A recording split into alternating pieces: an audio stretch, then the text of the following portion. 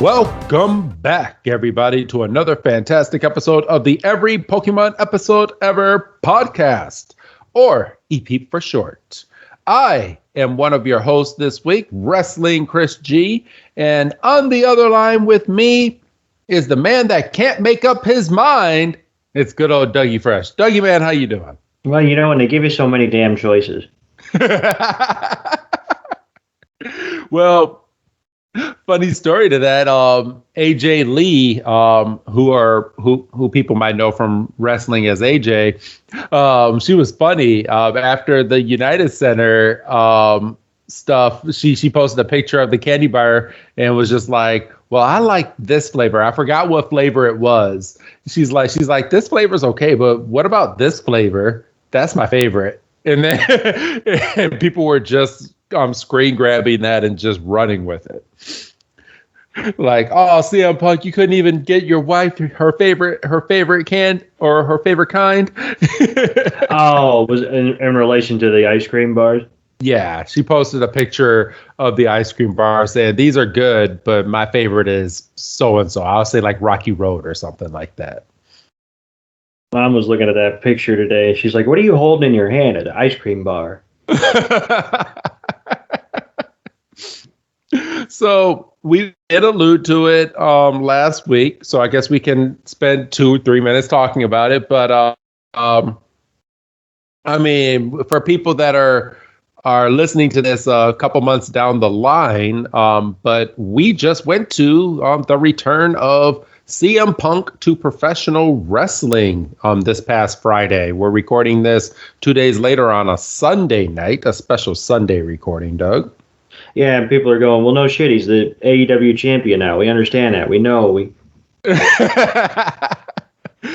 But we're also going to the All Out. It's so weird that we're gonna have a big turnaround in 2.5 weeks now, and we're gonna be live at the Now Center watching All Out. In a sold out capacity again. Yeah, I mean, did you see? I don't know if you saw. You probably do because you're kind of plugged into this stuff. After that episode of Rampage, might have even been during it. They did a media scrum. The secondary market on All Out tickets is dumb now. Oh, dude, are you serious? It's like almost $1,000. Oh shit! No, I did not see that. Did you see? For people to get the "I Was There" CM Punk shirt is going for a minimum of $200 online right now. Oh, that doesn't surprise me. When I tell you, I was pissed. Like, because you were driving home. Well, I think we were still in the parking lot at that point, and you were on Pro Wrestling Tees, and you had it in your car, and you're like, "I love CM Punk, but not $100 worth." Yeah, you probably should have done it because I think you were in like the one window of time where Pro Wrestling Tees was actually functioning. Because when I got home and got settled, I was like, "All right, I'm just gonna knock it out and just go to bed."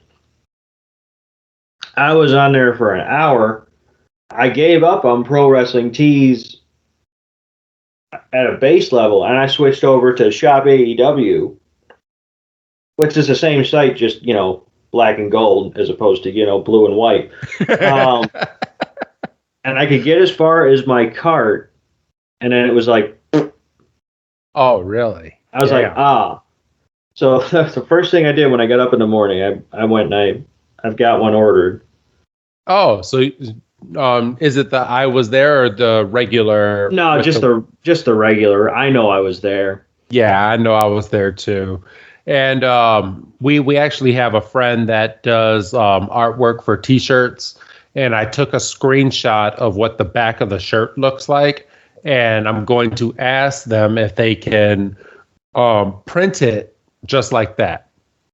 Like blow it up on the back of the shirt and like print it on there, and then that will be my "I Was There" T-shirt. Don't you go getting arrested now for copyright strikes. I don't give a fuck. I ain't selling it. It's for my own personal use. Somebody was in the, and we're going to get to the Pokemon show in a minute. Somebody was in the, because AEW shop put up a tweet about, CM Punk having merchandise in the store, like as soon as he made the announcement, and everybody was like, I would buy 20 of them, but your site's down. Take my money, fix your site. And somebody was on like an Etsy or whatever, and they were basically selling a home brewed version of the shirt, and it immediately got a copyright strike. Really? And I'm Holy like, no shit. And I haven't been on like Pro Wrestling Tees to check because I really don't. I got my order in, so You're good. But yeah, no, I'm definitely going to order it. I have no desire of getting it like right away. I will get it, and I'm probably gonna have it before All Out, but we'll see. They Pro Wrestling Tees did put out that he broke the record for the most shirts sold in 24 hours on their website. Well, unless they pick up the pace, mine's not on track to come until like the week after. Holy shit. Really? Yeah, because it's like 7 to 10 days to print, and then another, week or so to ship. Oh, and now the shipping might not come. The shipping might not be that bad considering I'm in Illinois, but yeah. I mean, if I was international, fucking forget about it. I'd barely have it by Halloween, but yeah, this show's gonna be stupid. I'm really debating on going to the Dynamite recording because tickets are only like $15 a piece to go to that Dynamite. So I'm thinking of bringing my little man. But we'll see. We'll see how I'm feeling and how he's acting. Well, you did throw it out there as we were leaving. You said we got to get you to a Dynamite. And yeah, I did. If your son's got any kind of memory at all, that might come back and bite you. I know it already has. Trust me. That's the reason I'm bringing it up. So, all right, everybody. So a couple minutes into the podcast, 8 minutes to be exact.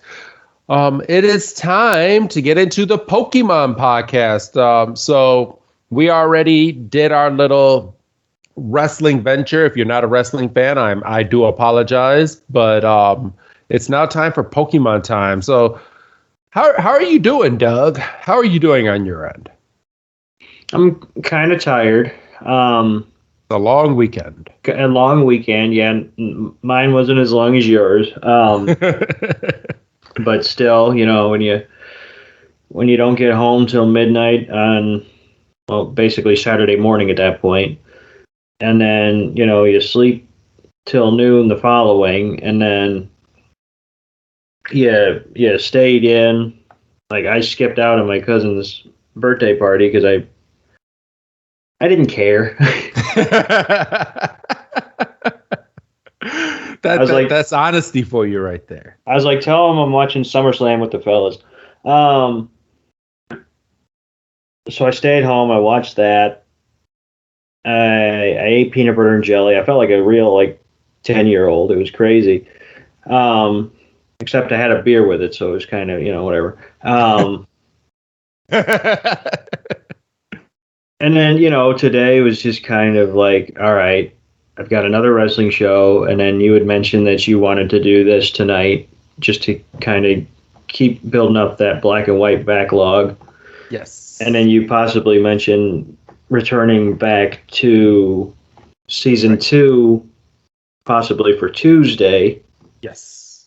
So a lot of recording for all of you fans. Yeah, I was getting kind of in that headspace, and I was actually watching these episodes during the wrestling show. Oh, really? Which is doable. Because I was wondering how doable that is. Well, I did pause it during certain matches. But like the first match, while it was good, I was like, okay, this is kind of an obvious result. So I was watching the first episode, and then it got to a point in the second episode where I'm like, okay, I want to pay attention to this. And then that coincided with another match that I really wanted to pay attention to. So I paused Pokemon and watched the match. And yeah, so I mean, it's multitasking, and then I got my dates out of the way, so I'm in a good headspace, I think. I hope. That's good. Well, that's good. Today's episode is episode, let's see, 5 of season 14, episode 664 to be exact in the Pokemon timeline. Today's episode is called Triple Leaders Team Threats, or translated from Japanese, Sanyo Jim versus Baoppu, Hiyappu, and Yanappu. Okay. Mm-hmm. So this episode premiered in Japan on October 14th, 2010. And here in the States premiered on March 5th of 2011. And I'm already fucking seeing... I went with the October date by accident. Son of a bitch. That's why you didn't see. That's why you didn't see my first one. Son of a bitch. Oh, no. Right. Well, just so we don't lose time, this week, and I can probably, as we're doing the show, correct it for next week, but I'm going to do the Japanese date, everybody, and Dougie Fresh is going to do the American date. So I'm going with October. Actually, I'm all sorts of fucked up. Okay, I did February 14th. Okay, I'm all sorts of fucked up. Okay, you know what? Fuck it. Doug, you're gonna be the solo man this week on dates, because I don't know what I was thinking, but I have February 14th up here. October 14th was the date, and March 5th is the U.S. date. So I didn't even have the date at all. But if people want to laugh, on February 14th was the original Dracula film starring Bela Lugosi as the titular vampire, is what they posted on here. So that was going to be mine from 1931, but it holds no water because it has nothing to do with today's date. So I'm going to switch it on over to you, Doug. And as you're doing this, I will be listening, but I will be looking something up for the March 12th for next week. Could you imagine going to that as like a Valentine's date? Yeah, I could. And just sitting there and going, all right, I'm going to get her scared, and then she's going to hold me, and it's going to be fun because I don't get scared, and then you get scared, and then you're like, oh shit, the whole thing went to... Because it's 1931, movies aren't that advanced. Right, to the point where it's like, okay, we know what to expect. So, like, Dracula comes on screen and he's like, there. You're like, oh my God, I just shit my pants. Yes. And that's not romantic. No, not at all. So, on this date, March 5th, in 2019, Kylie Jenner. Okay. They all fucking... They're all alike. They all blend together. Kylie Jenner is officially recognized as a billionaire, that's with a B, at the age of 21, according to Forbes magazine. Yeah, she made dumb money. So I'm sitting here going, what the fuck does she have that I don't have? A lot. And the answer is tits, ass, and a famous family. I was about to say, I was like, she has a lot of things, Doug, that you don't have. A lot of things. I think she's pregnant again, to be honest. Yeah, she might be. I think so. It's that or the other sister, but I'm pretty sure it's her. But all right. Well, thank you for that, Doug. I do sit down and watch a good little Keeping Up with the Kardashians. If I have absolutely jack shit to watch, I'll turn on E, and they'll have a marathon going on at some point at like 11 or 12 in the afternoon. So be honest with me. When is the last time in the age of everybody and their mother having a streaming service that you haven't had jack shit to watch? It happens quite often if I'm not if I'm not lying to you. During this whole pandemic and me being home for an entire year, you kind of run out of stuff to watch. I'm currently watching some show called The Girlfriend Experience with my wife. We also just got into a show called Blind Spotting, which is a funny show. I can do without the poems in the middle of the episode, but we're watching that, and I'm also watching. I just finished the second episode of Heels this week as it premiered. So, I know what I'm doing. Yeah, I forgot about. I didn't forget about it, but yeah, me and my wife sat down early this afternoon and watched Heels. So, wait, this afternoon. Yeah, the episode must have come out yesterday. Oh. So I believe because they when I went on the thing, it was right on there. It was right on the Stars app. Maybe it drops on the app early. Maybe that's a possibility because we watched it early this afternoon. It was definitely the second episode, so you're gonna like it, and they flush out the characters a little bit more too. Oh, so, good. Yes. When was your date, Doug? For 2019. 2019. Well, just to put a cap on it, yeah, I'm gonna go second, but mine did happen before yours. On this date of March 5th in 2002, the American reality TV program The Osbournes premiered on MTV. Doug. Yeah, I saw that, and I was like, "That's his date." Sharon! Oh, dude, I used to love that show. That was the first, or if it wasn't the first, it's one of the first like reality shows. Yeah, for celebrities. So yeah, if I mean, I'm sure there's more, but that was kind of the big one.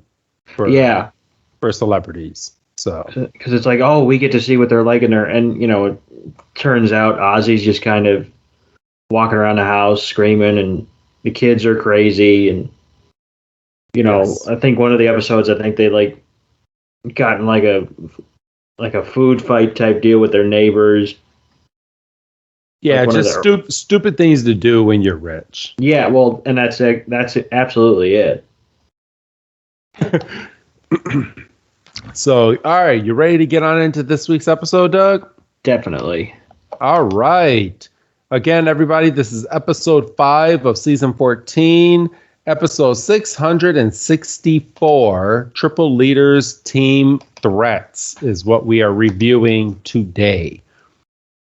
So, all right, let's go ahead and jump on into this week's episode. I'm sorry for people that are hearing me clear my throat a lot. It's a little late. We didn't cook and we ordered pizza out, so I have some cheese in the back of my throat. So hopefully I'm not doing that this whole entire podcast. Sorry for disgusting any of you out there. He just housed half a pizza before we hit the record button. Low key, I actually did. Because my wife actually bought me my own pizza and then brought it down to me prior to recording. And I was like, all right, bet. Let's go. I was like, I don't have my dates yet, even though I was looking up the wrong date. I blame her. No, you can't blame her. She stopped me and distracted me with pizza. That's bullshit. It made me look up the wrong date. Yeah, it is bullshit. That's bullshit. So, all right, everybody, let's jump on in. So we immediately start this week's episode with Ash running. No Iris at all to be seen. I mean, it looks like Ash kind of dusted her. And he sees Striaton City and he yells out. I think this is the soonest that we've got the damn theme song. Holy shit. This season, yes, absolutely. He runs up out of the forest, sees Striaton City, yells out, it's time to go and get my next gym badge. Continues to run, and we're directly into the theme song. Yeah, I mean, they throw you right into it. Like, on my counter, I paused it, like, right after they got out of the theme song, and it's at 59 seconds. So, like, they were like, oh, there's no messing around. And, I mean, as we get into the episode, we'll see why, because they don't really fuck around this episode at all. Well, they don't fuck around this episode or next week's episode, because next week's episode is a key point in the series as well. They basically could have made this 40 minutes and just had it be one episode. Yeah, they could have. I mean, if Pokemon did specials like that, they definitely could have. Yeah. So, let's see. All right. So after the theme song, we are introduced to Striaton City. It looks like a nice hometown. It kind of looks like Chicago, Illinois, a little bit. Like pretty busy out on the streets. A bunch of tall apartment homes that look really nice. A bunch of high-end stores that are all around, and then there's a bunch of people with their Pokemon outside of their Pokeball. I did notice that. Did you notice that, Doug? Yeah, and I don't understand because, we're still at a point where we're doing, season 2, and that's, Pikachu's kind of the exception to the norm in terms of Pokemon being in Pokeballs. But, here it's just kind of like, oh, it's like, take our Pokemon out for a walk. And I mean, it becomes a major point in next week's episode. So a little bit of foreshadowing for sure. Yes. So Ash is then introduced into the scene, and he's looking around. He's like, I'm so excited. It's getting ready to be time to go and get my next gym badge. And then Iris pokes her head into the film and goes, so where's the gym, Ash? And Ash is kind of like looking around, and he's like, I'm not sure. And she's like, of course you're not sure. Such a kid. Hate it.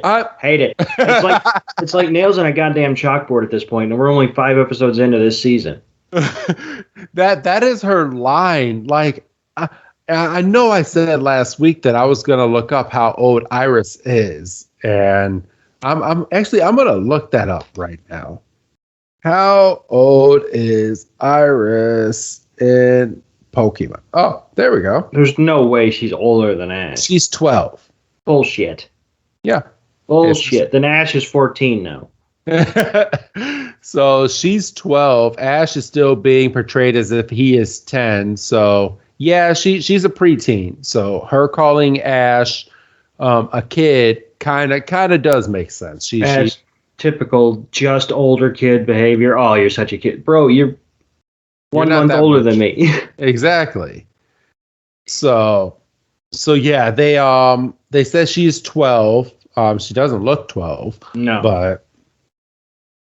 But yeah, she puts her arms up and she's like typical kid, ready to go somewhere, but doesn't know where he's going.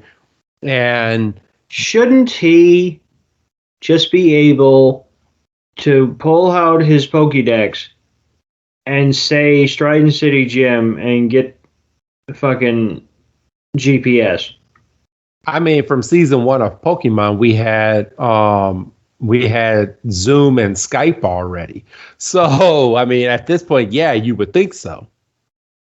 But at this point, Ash doesn't think of that. But what gets attracted to him is a city passerby buyer sees Pikachu and walks over to him and wants to see his Pikachu because, again, Pikachu is rare in the Unova region. So, Doug, how about you take this next part right here? So he picks him up and, is saying, oh, it's so rare to see a Pikachu in the Unova region.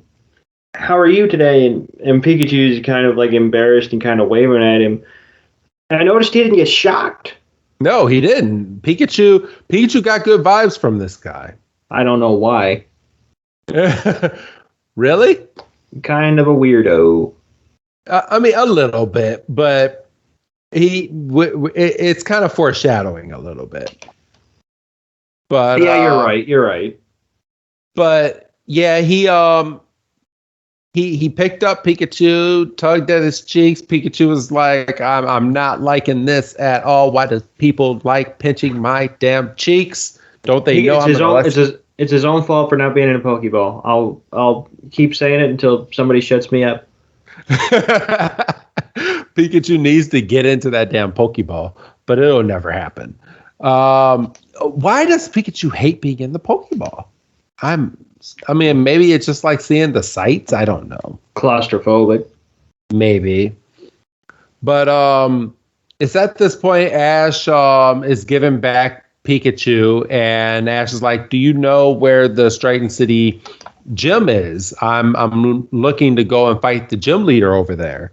And it's at that point that the guy is like, "Yeah, I know exactly where that is. Here, follow me back there right now." And then they walk, and it seems like they walk to a big, huge museum looking like building, and it's the city's gym. Doug? And it's got the little Pokemon insignia like above.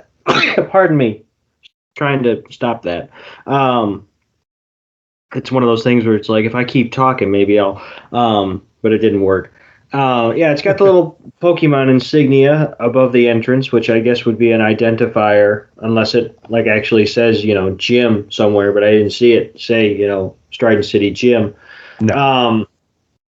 And I think before we walk into the gym, it's important to identify this fella as a Pokemon connoisseur, is what he calls himself. Yes, and Ash is wondering what a connoisseur is. Which, of course, leads Iris to say, "Oh, it's typical kid."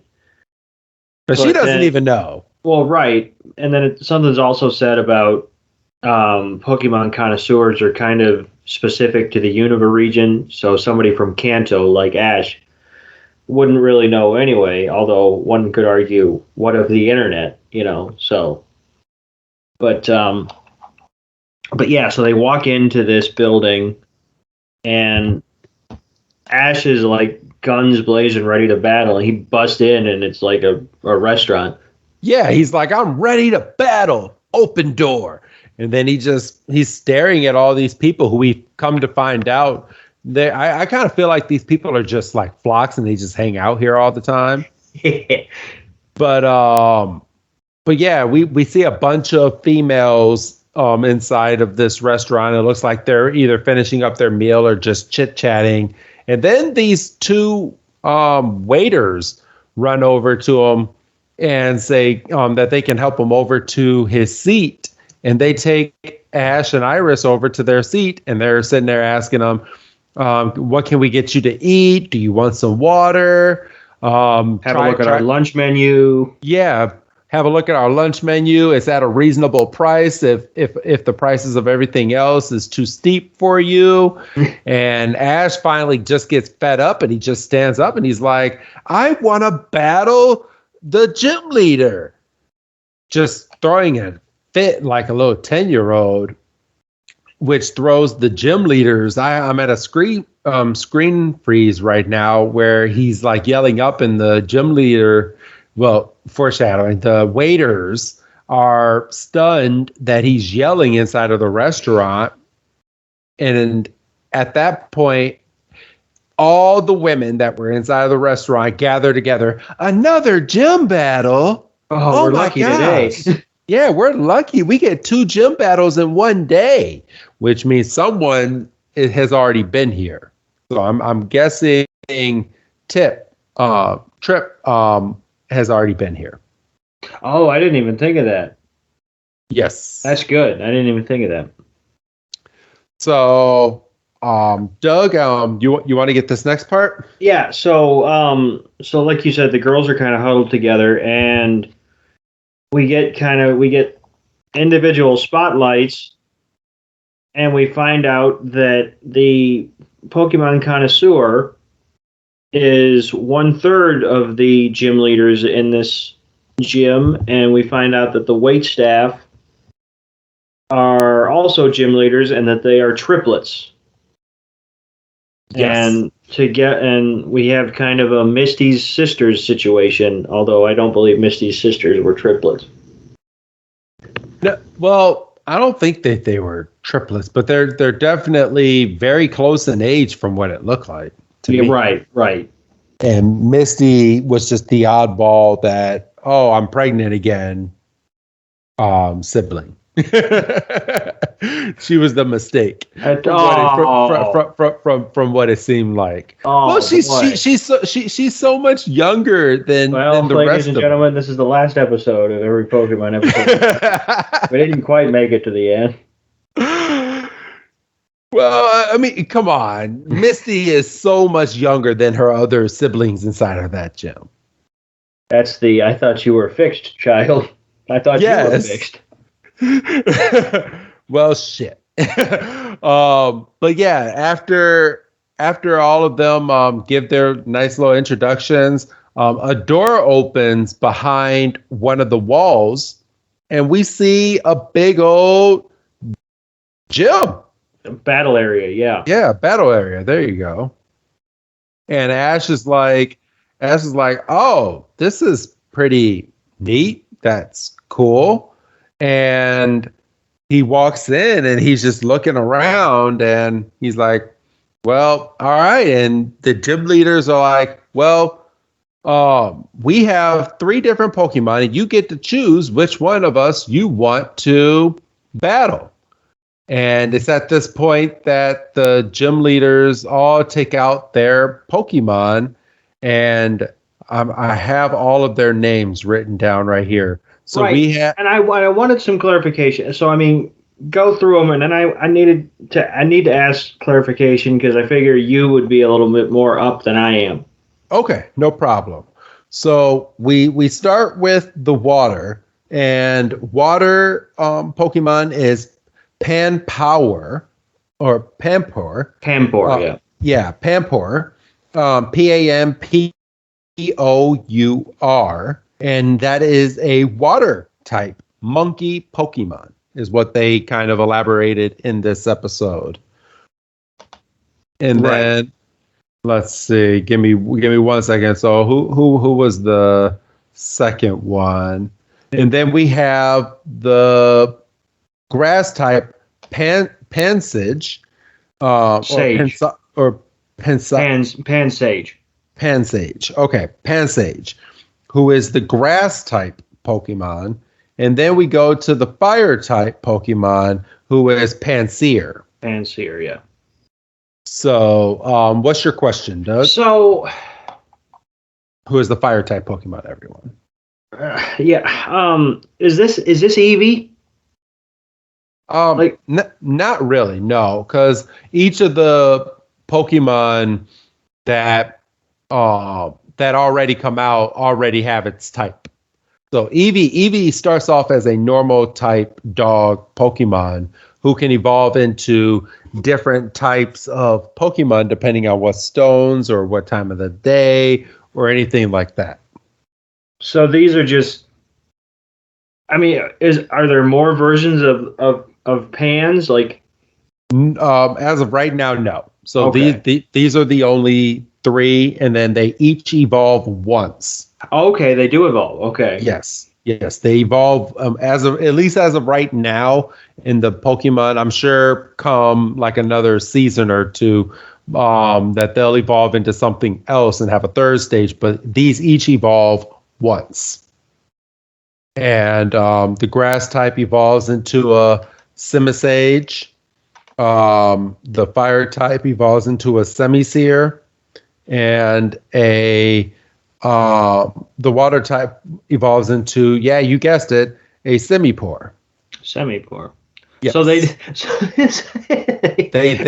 just changed the first part of the name. I was gonna say they really racked their brains on these names. Okay, yeah, no, because I had to figure that they evolved, and I didn't really do because I was more focused on getting these episodes watched and then making sure I understood them and then getting dates. I mean, I could have done a quick Google and probably gotten redirected to each of them each time, but I figured I'd ask you because you're a little bit more plugged in with the more current stuff. Gotcha. But I was like, I mean, obviously I get the gimmick because I mean, obviously the kid with the red hair has the fire type, the green is the leaf, and the blue is the water. It's like the Eevee brothers. Yeah, it's like the Eevee brothers, but it's just these Pokemon, unless they come out with something beforehand, where they have a baby form, and then they can evolve into one of the three fire, water, or grass type later on. I mean, I think I'm giving the Pokemon Company an idea. I was gonna say if they do, they owe you royalties at this point. So I think that might be a thing. They can go anywhere with these. So you can start off as a regular, normal type monkey Pokemon, evolve into one of these three, and then have another stage after the semi stage. Right. So, are stones still a thing in Black and White? Yes. Okay. Yes, they actually have a stone specific to the Unova region, which is, what is it called? I think it's called the Unova Stone. The Unova Stone, a rare stone that originates from the Unova region that can make certain species of Pokemon evolve. It is known for its intertwined black and white appearance. Uh-huh. Yes. Okay. See, and this is why I ask questions. Exactly. So Ash at this point gets presented. So which one of these three would you like to battle? And Ash is fucking dumb. I mean, dumb and just dumb. Like this pig-headed and just stubborn and just this episode could have been 10 minutes long. Yes, I mean, literally it could have. But he's just dumb. He's like, you know what? I want to fight all three of you. And the gym leaders are like, well, we've never had someone say that they wanted to fight all three of us. So I guess we can come up with a new rule on the spot and say the best 2 out of 3 falls wins. So Ash not only made it harder for himself, but he just made it harder for every other trainer that comes through this gym now. Yes. Fuck him. Well, hopefully they don't stick with that rule going forward for other gym leaders, and this was a one-time deal. I mean, or if it is an option, like, hey, you can just beat one of us and get the badge, or you can run the gauntlet on us, and there's like a cash prize or something. Yes. But yeah, kind of fuck him, just because he's a hero in an action show. So we start off with the Fire Brother. He throws in Panseer. I think it's in our best interest to at least name check these brothers once. So The fire trainer is named Chili because you get it because funny. So Chili is out first with Panseer. Yes. And Ash is just dumb. Like that. I don't get his strategy. I mean, I know he told his Pokemon certain things, but technically this is all still one battle. But he told Tepig apparently off screen that Tepig can fight the very first time, the very first battle that he has inside of a gym. And I'm glad you said off screen because I was sitting there for a minute, and I think this is during a pause point so I could watch whatever wrestling match was on. I'm sitting there, and in the back of my mind, I'm going, did he say something when he caught him that I just don't remember? No. And I didn't think I did. Not at all.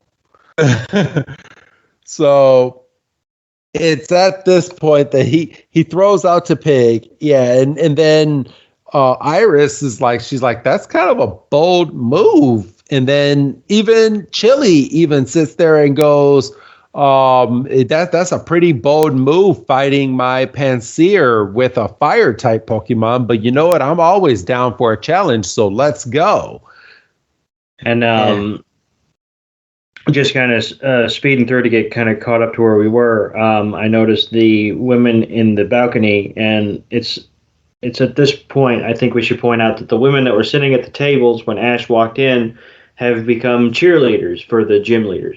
Yes, they are big fans. It doesn't look like they're a part of the gym, but it just looks like these are 7 or 8 girls that just love these brothers, and that they just come in and they cheer for them whenever they can. I'm concerned that they had the outfits ready. Yeah, just a little bit. Yeah. We don't know what happened before in the last gym battle. But they're like, oh, we forgot our outfits, and they ran back to go get them, and they're ready for this one. That's why you see, Doug. That's why they were saying that they're lucky, because they didn't waste the trip back over to the house to get the cheerleader. Ah, you see? I see. I got you. So Ash starts this battle off with a tackle attack, which lands like heavily on Panseer and just throws Panseer just back. Just like if he were to like hit a human with this, it would like knock the air right out of you. Yeah, it would knock you off your feet probably. Yeah. But Panseer does land on his feet after that tackle. And Ash and Tepig are kind of stunned because it seemed like Tepig put a lot into that tackle. Yes. So. And then Panseer's first attack of the battle is Fire Punch. And it's a strong-ass power punch. Yeah, it is. Fire punch.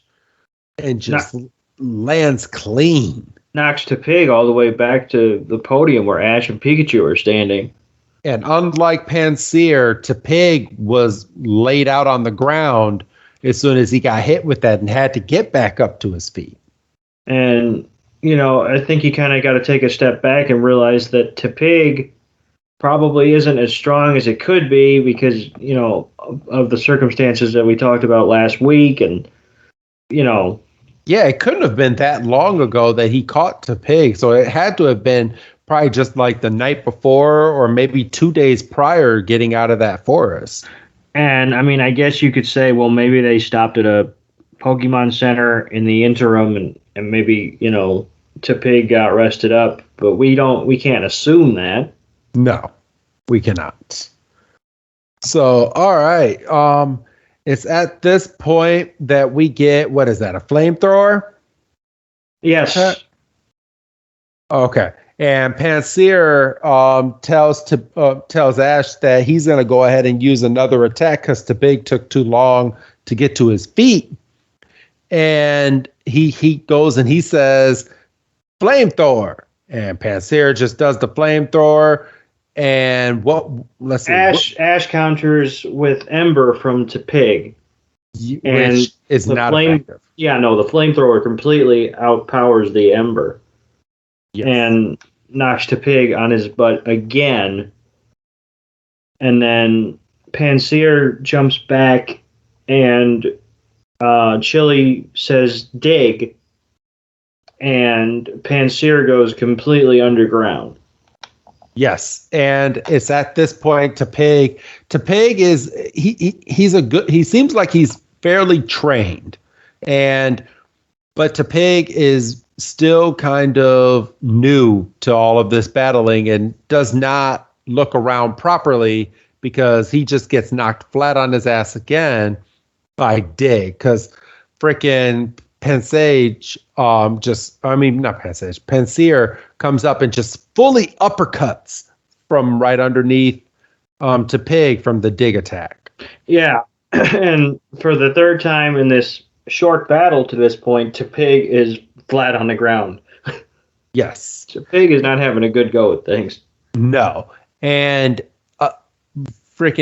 this was Chili's downfall because, of course, not knowing Ash, when Ash is in the middle of a battle, he learns by the way that the trainer does their attacks.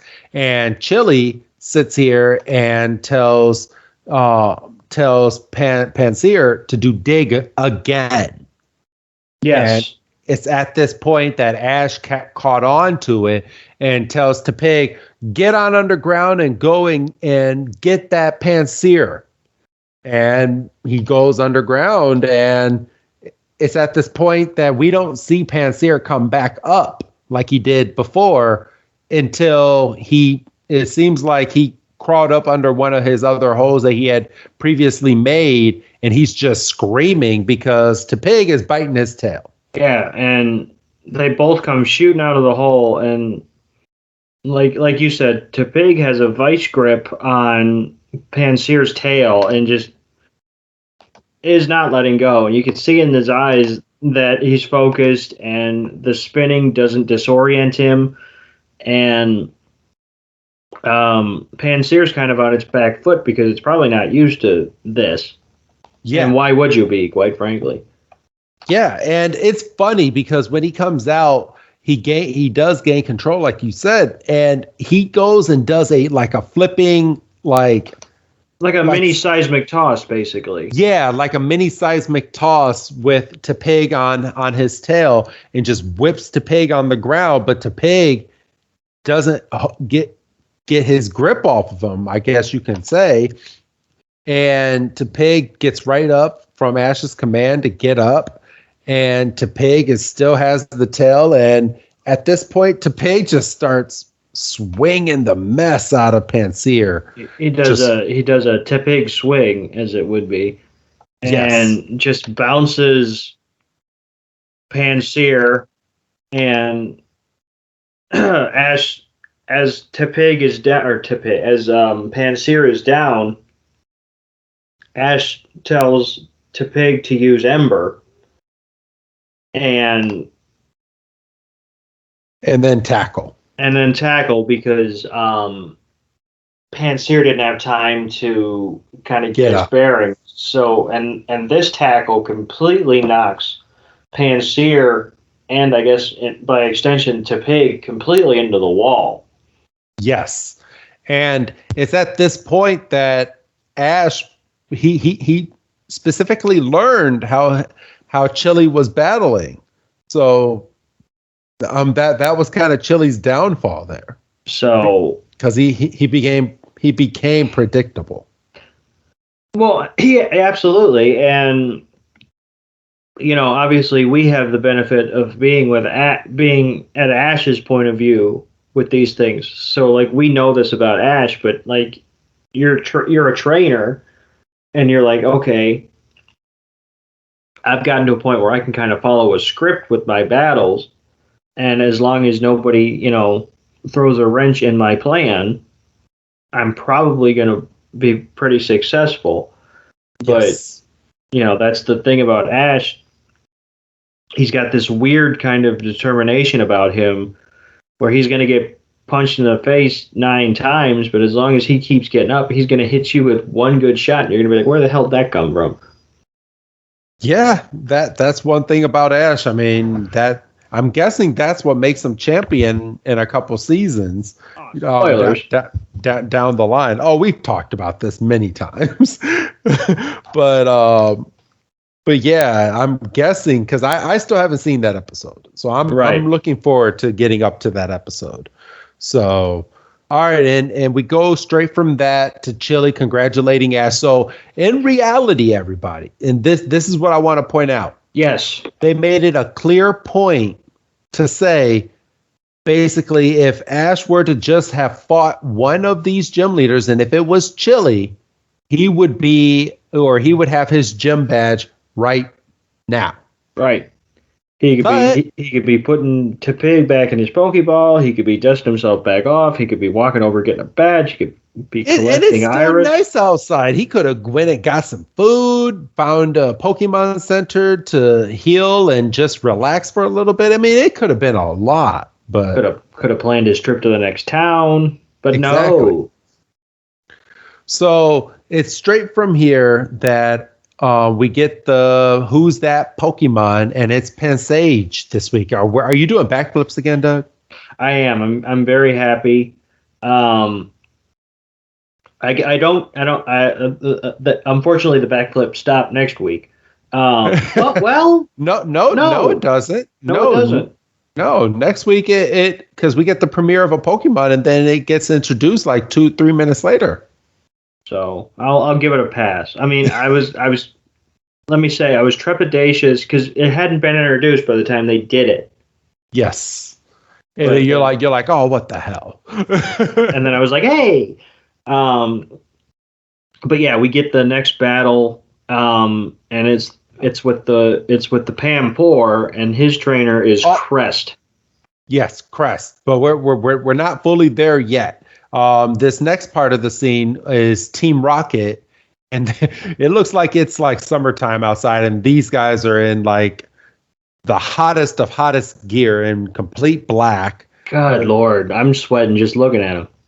And they're going through to the headquarters. Well, I guess to the spot that Giovanni told them that they need to go over to. Right. They know where they're going, but we don't know where they're going at this point. Yes. And they go down this alleyway, and from this alleyway, they sit down and they go and they find a hole to go into the sewer, and they pop open the sewer, and that's the last that we see them for a couple minutes. Right. And then we're back in the gym for the second part of the unnecessary battle. Yes. And what did you say that the next gym leader's name is, Doug? The next gym leader has the water type Pokemon Pampor, and his name is Crest, like the toothpaste. Oh, okay. Crest. So that's a good way to introduce them. All right. So we go straight into the battle, and he tells Pampor to use double team. Well, and it should be noted that Ash wisely chooses Pikachu, and basically Iris is up in the catwalk doing backflips because he's like, he's got the advantage. He actually is trying to be smart for once. Yes. And all of these double team attacks, Pikachu is going after one after another, but Crest is smart and tells Pampor, all right, Pampor, go and use your scratch attack, which in that time span moves all of the images of Pampor to like surround Pikachu, but only one of them scratches Pikachu because Pikachu doesn't know which one it is and just lays Pikachu on his ass. Yeah, unfortunately, Pikachu wasn't able to focus on the right one, and yeah, like you said, got smacked a good one. So, and Crest is very confident. He's one of the more like low key Pokemon trainers. He's very what's the word I'm looking for, Doug? Like he's very confident in himself. He's very understated. He's very nonchalant. Yes, there you go. Like he's taking the battle seriously, but he's not as energetic as the other Chili, and he's definitely not as energetic as the grass type trainer who, of course, we'll name check in a second, but at the time it's blanking me, and I don't want to skip that far ahead to just have to skip that far back. Okay, no problem. So, but yeah, he's congratulating Ash on his Pikachu, that his Pikachu is getting up after that attack, and he tells Pampor to use a water gun, and Pikachu dodges. Yes, and Pikachu's getting ready to charge up and use an electric attack. But then what does Pampor do to get out of it? But Pampor blocks it with another water gun attack and then starts shooting the water at Pikachu's feet, not giving it enough time to charge up. And Crest is like, I saw right through your plan right there. You were going to jump up and use an electric move on my water type Pokemon, but I'm not giving you the time of day to charge up that attack. Yeah, I really liked that strategy. It's like, I'm not going to hit you head on, but I'm going to get you in your feet and I'm going to disorient you. And Pikachu's basically on its back foot the whole time, and then gets smacked again and just Hydro Pump. Getting completely taken to the cleaners. And then freaking Iris is up there in the catwalk going, well, this isn't looking good. No, not at all. So he goes, Pampor goes in for a Hydro Pump and then starts punching Pikachu like crazy. And Pikachu is just getting laid out. Yeah. And the cheerleaders are going nuts for him because they're like, "Oh my gosh, Crest is winning this battle. It's not like the last one. Let's go, Crest. Let's go, Crest." And Ash is sitting there on the podium going, "Come on, Pikachu, get up." Now, shouldn't Ash's Pikachu be a little bit more witty? Does it kind of bug you that it seems like Ash's Pikachu is back at level 5 again and learning how to battle inside of a gym? Yeah, because I think we made a comment. I don't know if it was last week or a couple weeks ago. It was probably the first couple of black and white episodes we covered. Like, I understand that Ash is basically age stuck at 10, but Pikachu doesn't just lose experience. So Pikachu should be in its 60s if on the low end. Yes. So Pikachu should almost be untouchable to an unevolved Pokemon like Pampor, who, yes, is a gym leader's Pokemon, but is still the base version. Exactly. So it's at this time. Let's see. So Ash is telling Pikachu that the battle is not over and that Pikachu has to get up, is what he's saying. And of course, Pikachu does get up, but then Cress tells Pampor to use Mud Sport, and Pikachu was coming to use Volt Tackle on Pampor and didn't have enough time to alter its path and is completely just stopped in its tracks and just does a face plant in the mud. And then Crest signals for one final water gun. And it just nails on Pikachu, and that's battle. Yeah. Well, he tries his damnedest to get up, and he goes out and he gets the circle's eyes, and part 2 of the match is called in favor of Crest. Yes. So, and that is the end of the second battle. I don't know. I didn't know what to make out of that, Doug. That was a weird battle. Well, and it's funny because I'm watching this at the same time as they were getting ready for. Well, they hadn't quite gotten to the 2 out of 3 falls match in the wrestling show, but like in wrestling, if a 2 out of 3 falls match is booked, you can pretty much guarantee that they're going to 3 falls.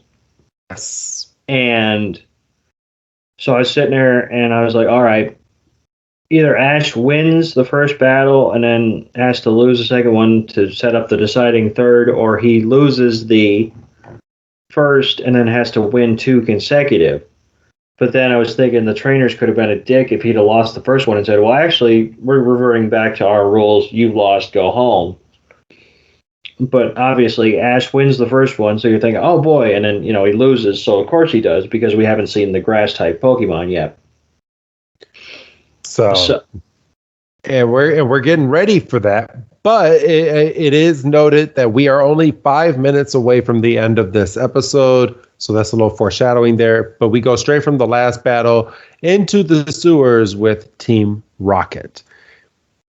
And oh, I'm sorry. No, they're they're huddled around a laptop, and they're getting marching orders once again from Giovanni. They must have done some praising to Giovanni, that Giovanni is trusting them with such a big task that he's trusting them with, because he's in constant communication with them. I was going to say it's him as well. It's not like his second or third in command is giving notes from Giovanni. Like, they're on a direct call with Giovanni. So yes. Some, like you said, some serious ass kissing must have had to have taken place.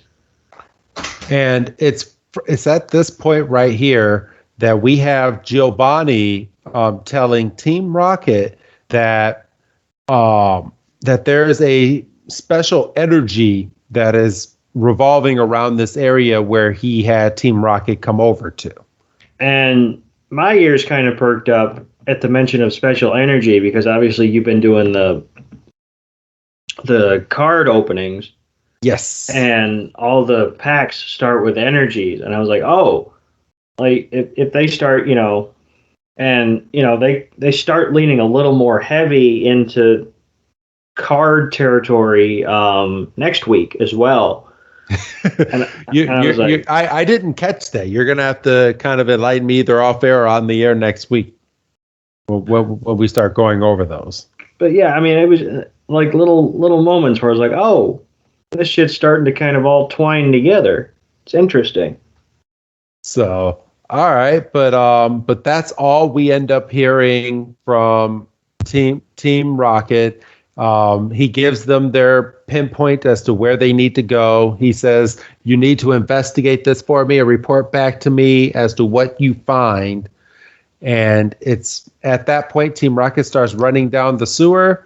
And I believe that's the end of Team Rocket that we see for this episode. That's the end of Team Rocket, and for the first time in a long time that I can remember, we don't actually get any interaction between Ash and Team Rocket in this episode.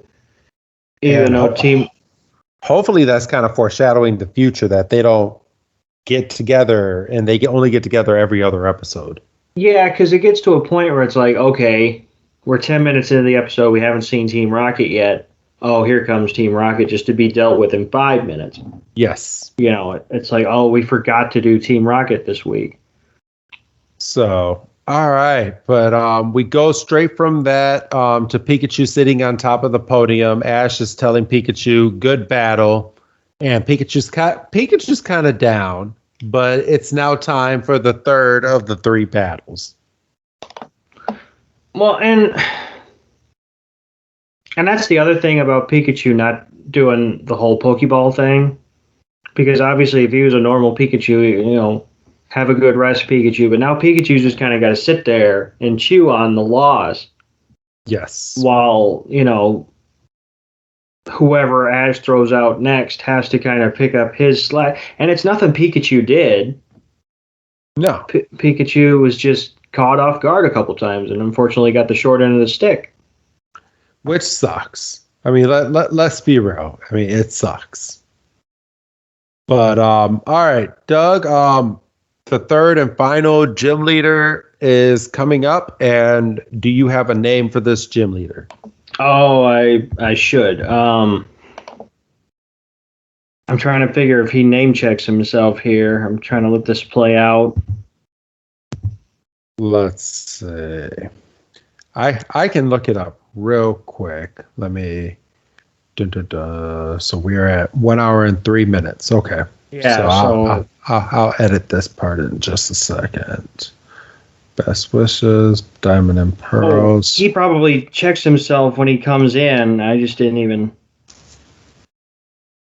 And I mean, I'm talking at the beginning of the episode. Okay, here we go.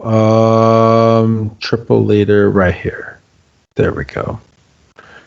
Bum bum ba. Good Lord.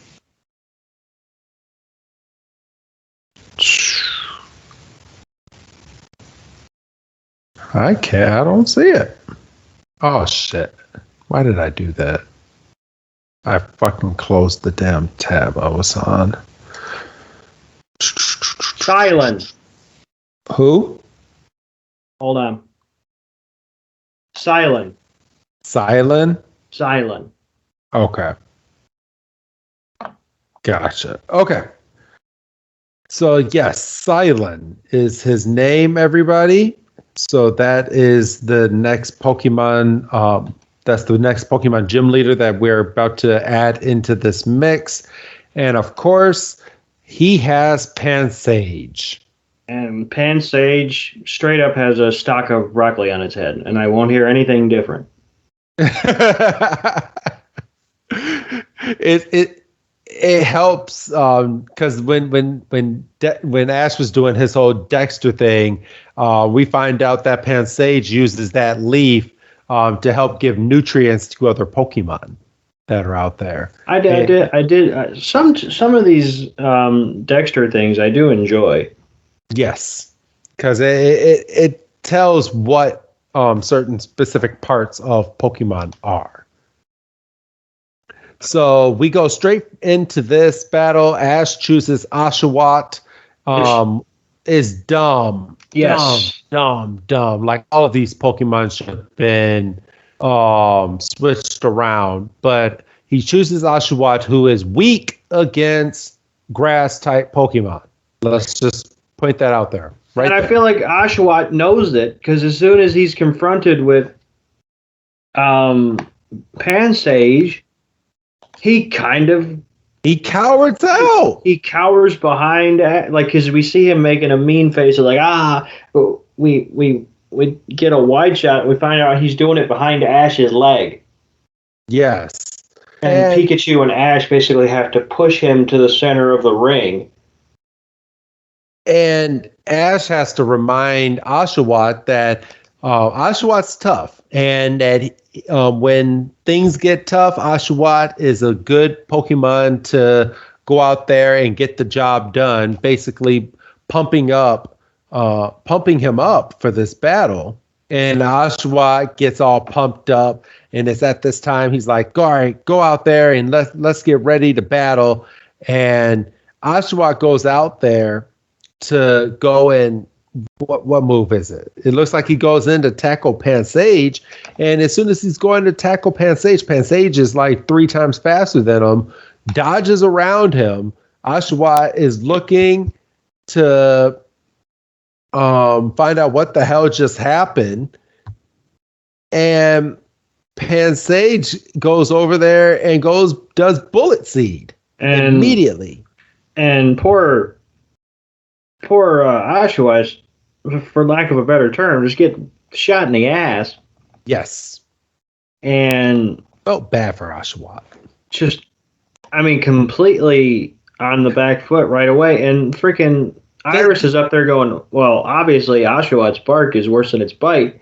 Hey, shut up. Yeah, shut up. And freaking Oshawott gets a close-up of him like laying down with his butt hurt because they have a red little beam on his butt going, ow, that hurt. And then dude basically Cilan calls Ash immature, which of course we know is like Ash's trigger word. And he tells Oshawott to start using water gun. And this is the downfall of this episode right here. I felt so bad, but I kind of felt like Ash was being a dick, but I mean he kind of had to be to toughen up Oshawott a little bit.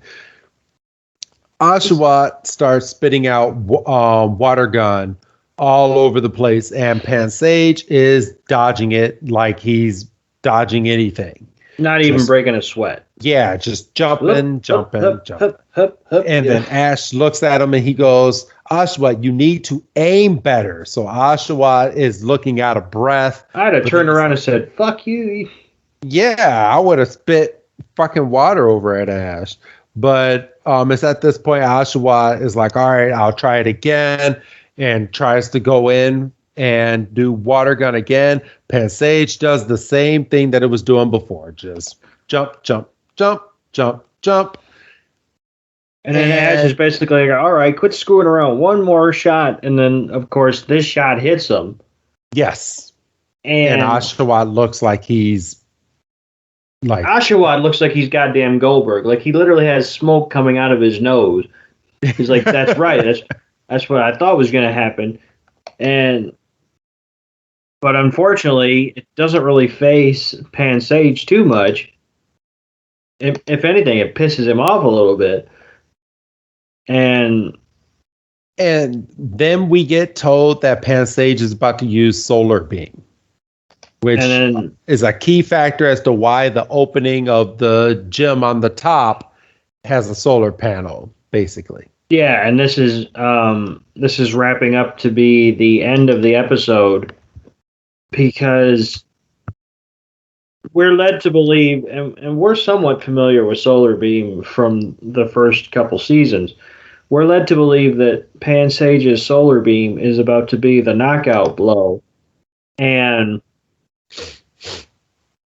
Pansage fires the solar beam, and we get like we see like Oshawott eyes become all white, and he is like, "Oh my God, I'm gonna die, and I haven't lived that much of a life." And then we get the narrators coming in, so we know the episode's about to end.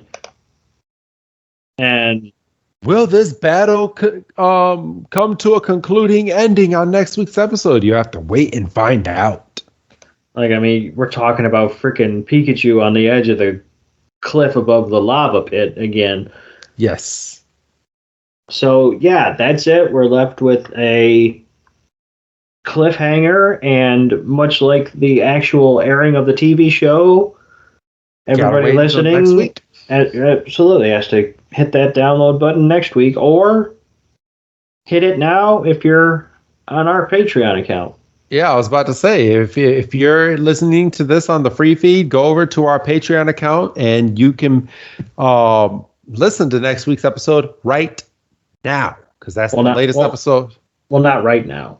Well, they can. I mean, they got to finish this. True. They haven't even listened to me opening my Pokemon pack yet. This is true. So, all right. Well, that's this week's episode. It's time for the Pokemon pack, as I just alluded to, everybody. So I have the pack right here. And let's go ahead and open this. All right. Let's pull these cards out. All right. I can already tell this is going to be a dud deck because I got the dud. Damn. Well, they give out different Pokemon trainer card codes, and today's code is a black code. Which, you never want black. Shut up. Today's code is a black card, which means that there's nothing like super, super rare in this pack. The ones that have the white card, you have a better chance at. And so let's go ahead and see what they have. I put the four things at the bottom. Doug, what energy am I about to look at? I'm going to go, and obviously the packs you pull have no basis in the episode. Based on the fact that they mentioned sleep energy in the episode, I'm going to say sleep. No, it is. Shit. You should have went with the last Pokemon that we saw. Because I have a leaf green energy. Damn. So I have a green energy. I have a Drizzle, a Peony trainer card, a Caitlyn trainer card, a Hacienda, Aron, Ralts, Venipede, Bounsweet, a Lucky Energy. So it wasn't at the bottom, but that energy card is my reverse holo. It says if this card is attached to is in the active spot and is damaged by an attack of your opponent's Pokemon, even if it's knocked out, draw a card. And then my rare card is a non-holographic Weezing, everybody. So yes, a dud pack. That sucks. Just immediately, you're like, oh, fuck. As soon as I opened the pack and I saw the trainer card, I was like, well, shit.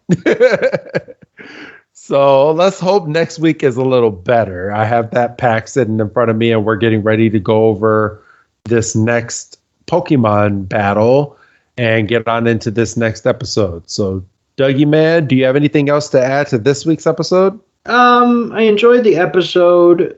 What do you rate it? Sorry. I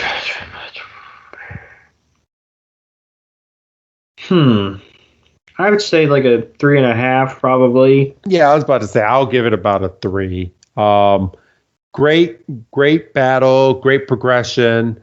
We didn't get the concluding to the battle. I felt like knowing next week's episode and how short of a battle that we're going to have next week as opposed to the rest of the episode. They could have easily finished this gym battle this week. Yes. But they did not. And with that being said, I'm going to give it a 3 this week. So that's fair. I mean, there's you watch enough of this stuff, you learn that there's a range, and like you can kind of tell. And it's like, yeah, it's 3.5. I don't know what it would have taken to get to 4, but you know.